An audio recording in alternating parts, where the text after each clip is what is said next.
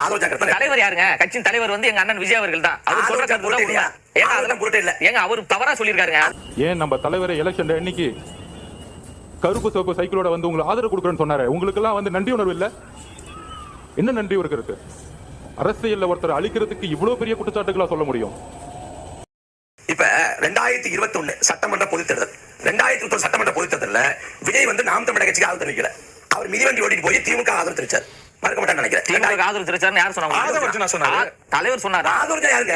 ஏங்க அவர் பொதுவா சொல்லிருப்பாருங்க. அந்த கருத்து உண்மையான கருத்து கிடையாது. பொதுக்குழுல சொன்னாங்க. அவர் ஏதாவது தவறுதலா சொல்லிருப்பாருங்க. தவறுதலா சொல்லிட்டாரா? அதாவது நான் யாருக்கு ஓட்டு போட்டேன்னு எனக்கு தான் தெரியும். அப்ப தலைவர் வந்து திமுக ஓட்டு போட்டாரா யாருக்கு போட்டாருன்னு அவர் சொன்னதா உண்மை.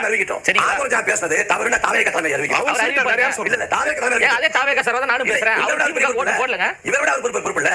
இவங்க வந்து திமுக ஆதரவு தெரிவிச்சாங்க. ஆதரவு இல்லங்க, தப்புங்க. அந்த கருத்து நீங்க அப்படி சொல்ல கூடாதுங்க. தப்புங்க அது. திமுக ஆதரவு தெரிவிச்சேன் என்று பேசுவது தவறுன்றாங்க. அந்த கருத்தை நீங்க பதிவு பண்ணுங்க. கருத்து அது பொய்யா நீங்க பதிவு பண்ணும்போது நான் தடுக்கணும். நம்ம திமுக ஆதரவு கொடுக்கல, தலைவர் கொடுக்கல. ஆதரவு சொல்லிட்டாருங்க.